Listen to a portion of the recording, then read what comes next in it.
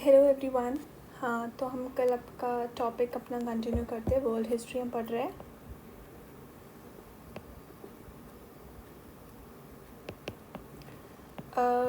आज हम देखेंगे कि world before 18th century, that is from 1700 to 1799, इस बीच में क्या क्या हो रहा था वर्ल्ड में।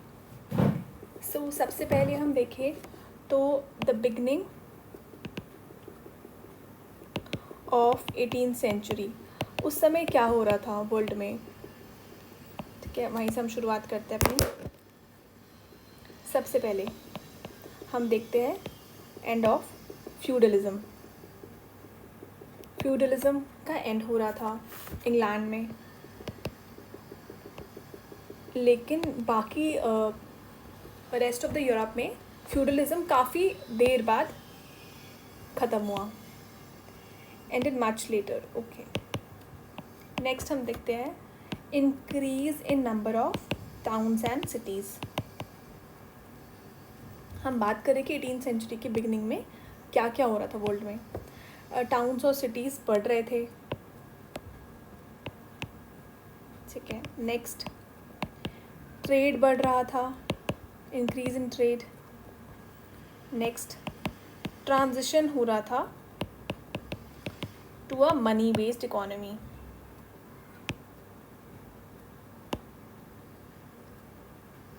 From land based economy, money based economy की तरफ ट्रांजिशन हो रहा था लैंड बेस्ड इकोनॉमी से।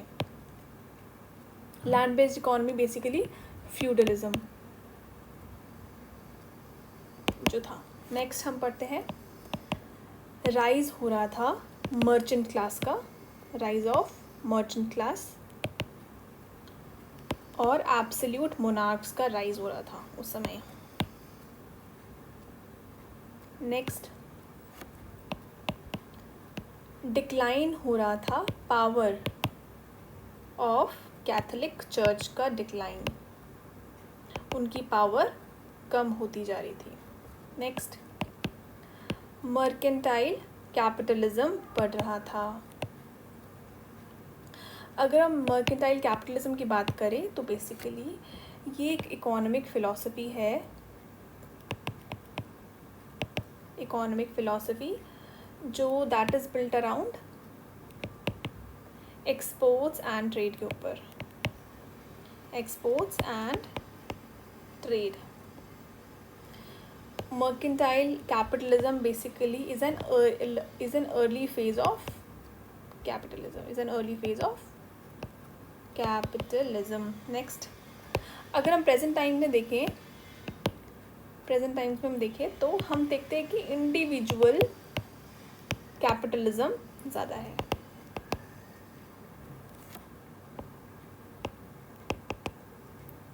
ठीक है, अगर हम कैपिटलिज्म को देखें तो दो तरीके से कैपिटलिज्म हम देखते हैं।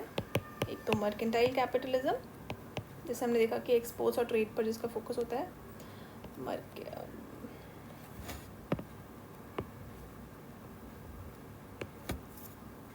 मर्केंटाइल कैपिटलिज्म, और दूसरा हमने पढ़ा इंडिविजुअल कैपिटलिज्म। ठीक है, नेक्स्ट जो मर्केंटलिस्ट इकोनॉमी होती है,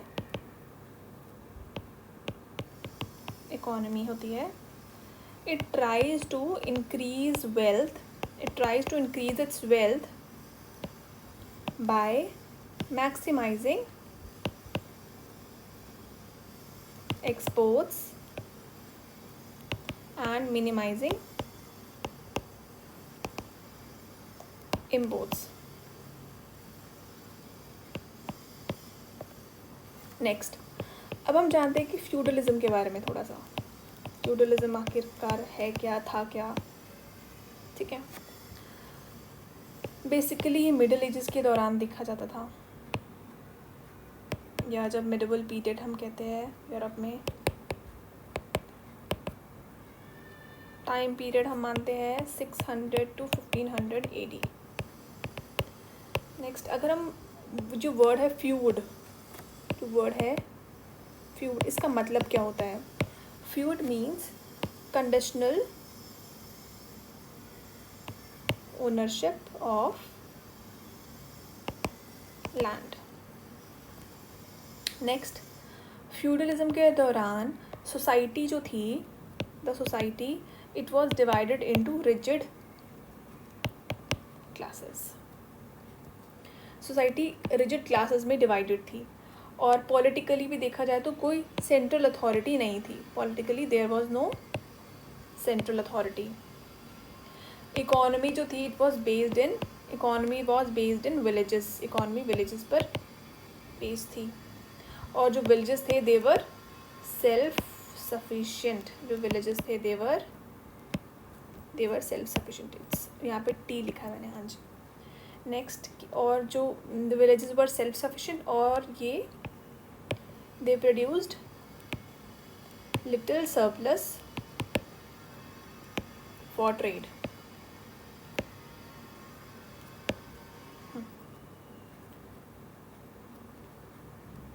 अगर हम फ्यूडलिज्म के दौरान देखते हैं कि जो हायरार्की थी, फ्यूडल हायरार्की हुआ करती थी। सबसे पहले उसमें आते थे किंग्स, फिर बैरन्स, फिर आते थे नाइट्स, जिनको हम मिलिट्री मैन भी कहते हैं। दे वर बेसिकली मिलिट्री मैन। और उसके नीचे आते थे पेजेंट्स, या फिर हम कह सकते हैं फ्यूडल टेनेंट।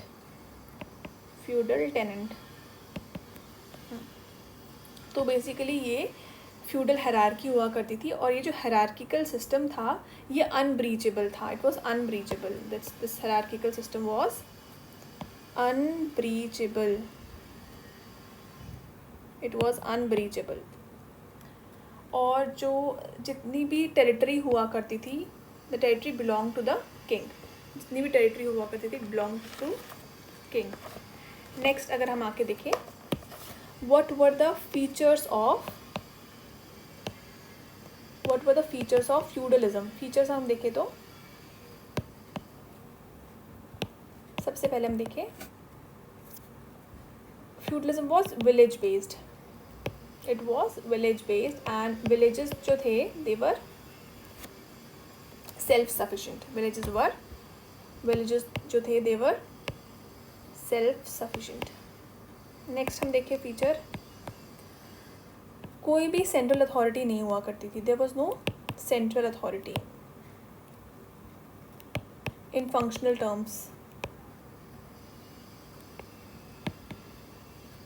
और जो किंग होते थे, king was central authority in legal terms. King जो थे सेंट्रल अथॉरिटी थे लीगल टर्म्स में। ठीक है।